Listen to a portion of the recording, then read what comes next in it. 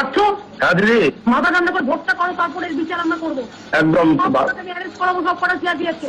Dead body গুলো এখন রেখে দাও, ডেড বডি গুলো নিয়ে র্যালি হবে। আজকে পরিবারগুলোকে বলবে কেউ ডেড বডি নেবে না, ঠিক ঠিক ঠিক সব ফোন আসবে। এবং আজকে আগে ভোটটা করে নাও মাথা ঠান্ডা করে। একদম একদম দিদি, সবাই হচ্ছে যাতে তুমি ভোটটা না করতে পারো, ঘুরে বেড়ে যাও। একদম একদম আছি ফিল্ডে, আমি পড়ে আছি।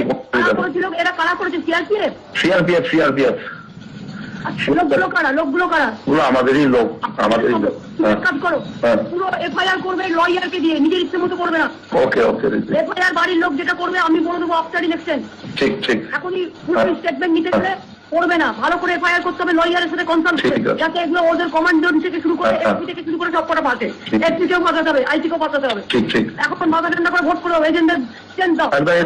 সব সব বুথে, নিশ্চিন্তে কাজ করো। সব বুথে এজেন্ট আছে, দুটো যা গিয়ে বলে দেবো আমি যাচ্ছি, সব কিছু জায়গায় যাচ্ছি।